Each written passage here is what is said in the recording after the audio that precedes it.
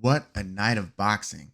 In the main event, Hamza Sheeraz destroys Edgar Berlanga in the 5th round. And I mean, he brutally finishes Edgar Berlanga. Dropped him twice in the 4th, stops him in the 5th. And man, I feel like a star is born. The stakes were high in that one. No, there wasn't a title on the line, but this was Sheeraz's 168-pound debut. And this was Edgar Berlanga's kind of put up or shut up. Let's see what you're all about. We know that you got the Canelo lottery fight. Now you're dialing it back. You're fighting a very significant opponent. And let's see if you are indeed trying to build towards greatness. And he, after a few close rounds that I was giving to Hamza Sheeraz slightly, he got wrecked in the 4th round. And again, stopped early in the 5th round. The ref in this case did him a favor because they were just coming out of Edgar Berlanga getting saved by the bell in the 4th round and then getting hurt badly, almost dropped in the beginning of the 5th. Ref said, nope, that's what he should have done. And it turned out Hamza Sheeraz not only took the very few clean punches that Edgar Berlanga landed, but he was the better boxer. Okay, some of us, could have predicted that part. He's got the better long punches. He's got the better short punches. He's got the faster hands. He's got the more precise punches. He's got the better timing. And once he started to hurt Berlanga, he put those finishing combinations, those finishing sequences together beautifully. And Edgar Berlanga got splattered on the canvas and was relegated to beating his chest because when you've got no answers, you're badly hurt, all that's left is the pride, I guess. I mean, it started to look foolish, especially after that nasty second knockdown. Edgar Berlanga topples, rolls over his shoulder, is splattered. Again, I use that word purposefully. He's kind of splattered on the canvas, and then he's smiling and beating his chest. He was embarrassed. This was in his hometown. But again, I think that a boxing star is born. I said whoever wins that fight, especially if they do it in emphatic or impressive fashion, that they're going to get launched. And yeah, if Canelo continues to fight after this Terence Crawford fight, I'm almost certain that the fight to make would be Canelo versus Hamza Sheeraz in the UK, because Canelo's been saying he wants to fight in the UK. That's one of his career goals. I think Hamza Sheeraz is the guy, because the other would be Chris Eubank Jr. And I just think that Hamza Sheeraz made one hell of a statement by disposing of Edgar Berlanga in the way that he did. He looked like a dangerous man at 168. And again, he was edging. I thought he was winning those boxing rounds, those first 3 rounds, close rounds, but I would have definitely given Sheeraz at least 2 out of those 3. Berlanga, I'm looking at him like, okay, he's getting closer. He's starting to land some of those punches. He's starting to maybe push Sheeraz back in certain moments, but when he wasn't letting his hands go, which he was very kind of reluctant to do that with the power punches, he was getting outboxed and kind of pushed back. And he was the one who was under pressure. Not only the shorter fighter, but it looked like he was having to work hard to close that gap, close that distance, and to get in range. Sheeraz used his feet to kind of keep the range where he wanted it. Not right in Berlanga's wheelhouse, but just outside of that. And again, once he started to get in there, his hands were faster, so he was able to put the short punches together better than Berlanga. And Berlanga was popping his jab. And I thought, look, I picked Berlanga to win this fight. I thought that Berlanga was going to stop Sheeraz. I thought that Berlanga's jab was going to be competitive with Sheeraz's jab. He did pop the jab out there, but not enough. And he was really respecting Sheeraz's abilities and his power and the threats from the beginning. Berlanga was not an aggressive guy in this fight. He was taking a step back. He was just looking like he was trying to figure things out throughout those 3 rounds. And again, the beginning of the end took place in the 4th round. This was pretty damn eye-opening. What an entertaining main event. And we're going to get back to it a little bit, but in the co-main event, Shakur Stevenson beats William Zepeda via unanimous decision. Now, I thought Shakur won this fight too, and I think that this was one of Shakur's, if not Shakur's, best performance, given the relentless, durable, punching machine, as they put it, opponent that he had in front of him, William Zepeda. I think that this fight elevated both guys, but Shakur looked great. Like, let's just keep it real. Like, there was no running. And I said that Shakur Stevenson, I didn't expect him to run. Nah, he stood his ground. He was against the ropes a lot. He was right in front of William Zepeda, taking angles, but more or less just right in front of him. He was able to withstand the onslaught over the several rounds. He was just better. And I mean, what can you say? The guy's defense, even when he's right here, Zepeda's letting his hands go. A lot of stuff is getting through. Shakur Stevenson is able to roll with a lot of those, back away from a lot of those, counter effectively, and land more significant punches. Zepeda's throwing more for sure, but Shakur Stevenson he's demonstrating class right in front of the guy. Now, I have to say, I thought that I saw like a 116, 112, 117, 111 fight. I'm talking 8 rounds to 4, maybe 9 rounds to 3. Shakur certainly won the fight, right? The scorecards were so disrespectful, though. 2 judges had it 118 to 110, right? That's 10 rounds to 2. Like, you're only giving Zepeda 2 rounds. And then the third judge had it 119 to 109, giving Zepeda 1 round. Look, I thought Zepeda might have won 3 out of the first 4 rounds, like at least splitting the first 4. I'm watching this fight wondering, damn, is Shakur gonna figure things out to where Zepeda's pressure doesn't look like it's putting him in duress? Doesn't look like he's putting Shakur on the ropes. Doesn't look like Shakur is trying to thread the needle with the counters, but is kind of in moments getting a little bit overwhelmed by the punch output.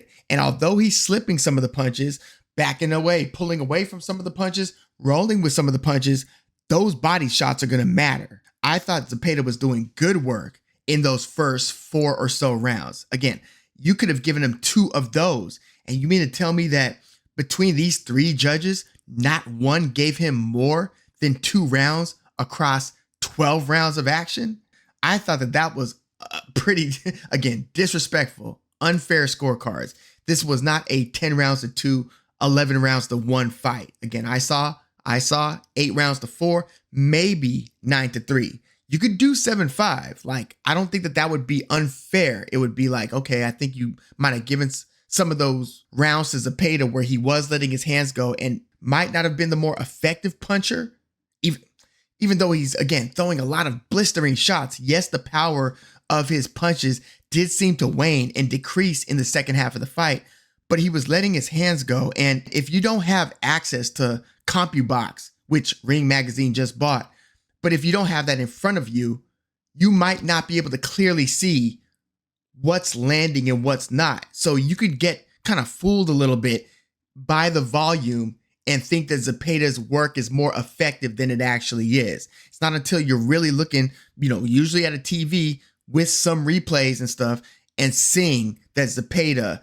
isn't as effective with these 5, 6 punch, 7, 8 punch combinations, and that a lot of these are missing and barely grazing and so forth. And then you've got Shakur throwing certain 4 punch combinations where he's throwing it like he knew that it was that 4th punch. Yeah, the 2nd and 3rd might have kind of landed, the 1 might have kind of gotten through, but it was that 4th punch that Shakur was looking to land demonstratively. So you'll see him kind of barely land, touch him, and then the 4th, it's almost like he predetermined, yeah, the 4th one is going to get through.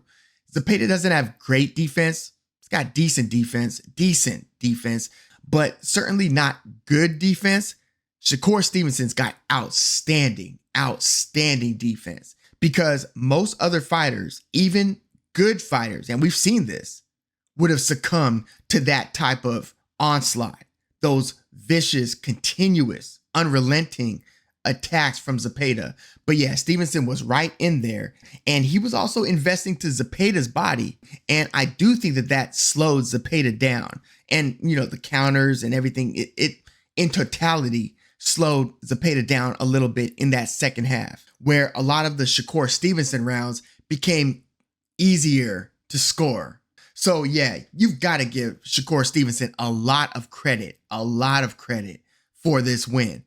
We'll see what naysayers say. We'll see, what criticisms people have. But, I did pick Shakur Stevenson to win via stoppage. He didn't get the stoppage, but again, he was the better of the two, and there wasn't really any running there. He was there for William Zepeda to do what he had to do, and he tried. And you should give Zepeda credit too, because he was everything that we thought he was, right? He was just coming and throwing punches and mixing up the attack. I thought that from the opening bell, he was doing a good job at jabbing to Shakur Stevenson's belly.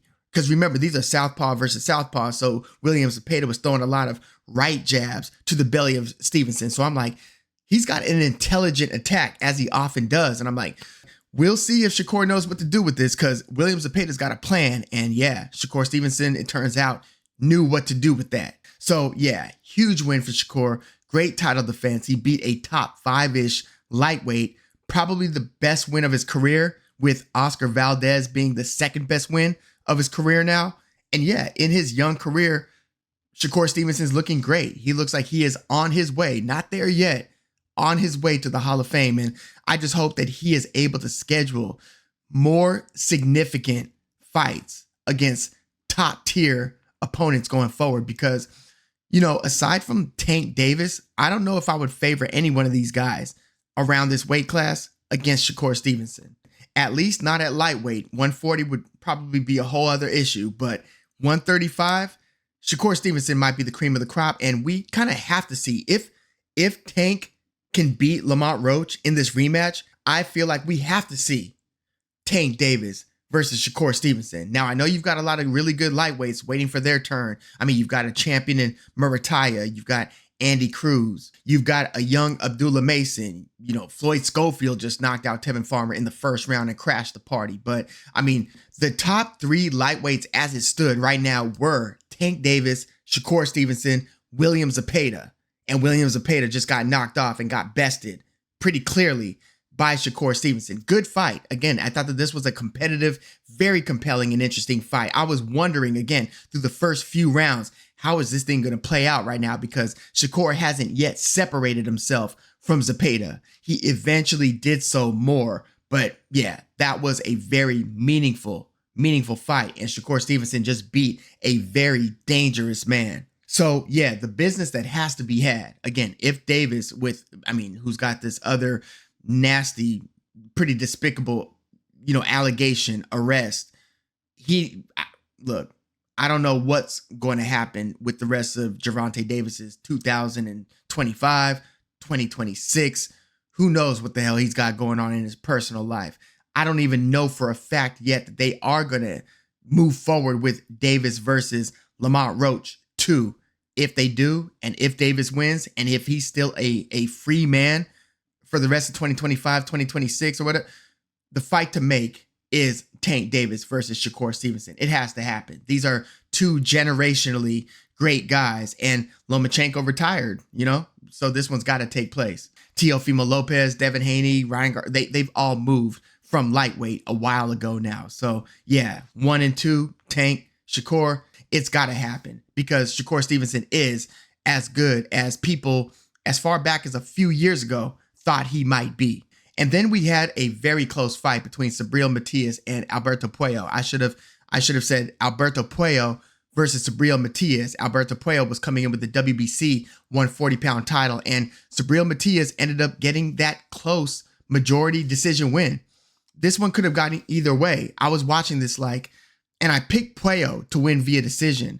But as the fight was taking place and we were in the second round, third round, by the third, fourth round, I'm like, this is not looking good for Puello, because this is starting to look like a Subriel Matias fight. And Puello's looking like he is taking punches that he's not that comfortable with taking, especially to the body. And he's looking like he's having to work harder early than I thought he would have to by this third, fourth round. This is not looking good for Puello. But round after round, Puello was still there. He was still taking the attack. He was still punching back a lot. He was still, he wasn't moving. He wasn't really able to move a ton. He was doing enough movement to just buy some time here and there Subriel Matias is great at closing that and kind of taking the oxygen from you, where when you move, he's able to cover enough ground to where within a couple seconds, if that, he's right back in your face, right? That's the Subriel Matias pressure style. Sometimes he's throwing a ton of punches, sometimes he's throwing a little bit less, but he kept this pressure going throughout the fight. But Alberto Puello, to his credit, was able to neutralize a lot of these attacks. Yeah, he couldn't stop Matias from throwing these punches. He couldn't stop a lot of these punches from landing, but he was countering effectively. He was really letting his hands go, and he wasn't just getting broken down and beaten down. He was winning some of these rounds. And again, this one really could have gone either way. And even those early rounds that I was just alluding to were tough to score because it was almost like Puello might have won the round, but the writing is on the wall and we see where this is headed. We've seen fights like that all the time where the mover is still winning the rounds early, but you could tell based on how much energy he's expending that, oh man, he's not going to be able to sustain this into the middle and late rounds. But Puello was able to fight Matias hard over 12 rounds. And it's a fight that really could have gone either way. Subriel Matias, I don't think that this was a robbery. Sometimes when you get a super close fight, you're like, maybe the champ should have stayed the champ, even though you can't arbitrarily, if you're the judge, say, well, that round could have been edged by the challenger, but you got to really beat the champ to be the champ. So I'm going to give it to the champ. You don't want to score fights that way, but just in totality, just, as an observer, you're watching this like, should Alberto Puello have lost his belt as a result of this fight? Maybe not.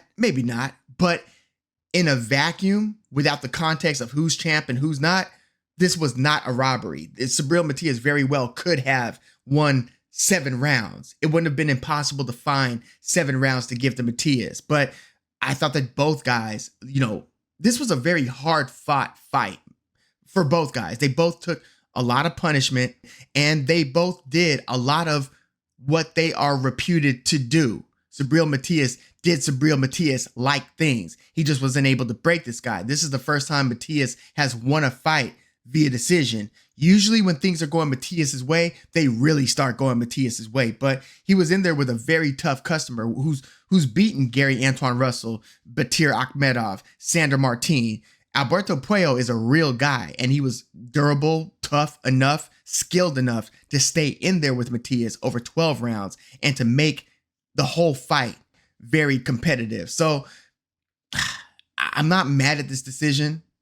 Congrats to Subriel Matias becoming a now 2-time champion by beating a 2-time champion in Alberto Puello. So now you've got Subriel Matias with the WBC 140-pound title. It sounds like they're going to have Matias fight Dalton Smith, who I've been an early believer of. Like some of these non-heavyweight British fighters, I've got to see them against non-regional talents to see if they are working towards being an elite fighter versus a very regionally good fighter, right? We get that a lot, regardless of the region that you're coming from. You could be regionally good.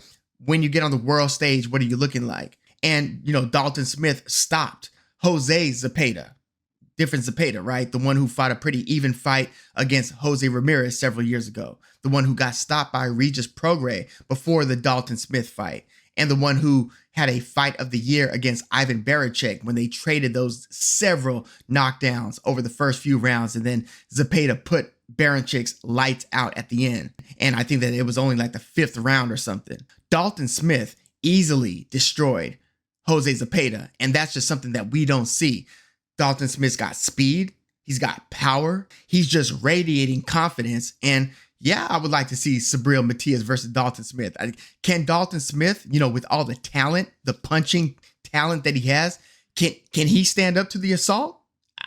I don't know. But yeah, 140 is really cooking right now. You've got Richardson Hitchens with the IBF title after beating Liam Paro, who beat Subriel Matias. You still have Teofimo Lopez with the WBO title, and then you've got Gary Antoine Russell with the other belt, I think the WBA belt, after beating Jose Valenzuela. But yeah, we'll see about Dalton Smith, but we know what Subriel Matias can do. Again, when you move from regional to world stage, that's what tells us whether this guy is the truth. Like, you know, Jack Catterall, I thought that he was only a regionally good fighter. It wasn't until as his career developed and he started getting bigger opportunities that you're like, yo, Jack Catterall is better than I imagined he would be. Not only with that first fight against Josh Taylor, but then when you see him against an aging Regis Prograis, when you see him beat Jorge Linares, when you see him in the rematch against Josh Taylor, even in the recent fight that he lost. Now, he's fought since that loss, but that recent fight that he barely lost against Arnold Barboza, you didn't walk away from that like, yeah, Jack Catterall's a scrub. You're like, no, that was a very, very close fight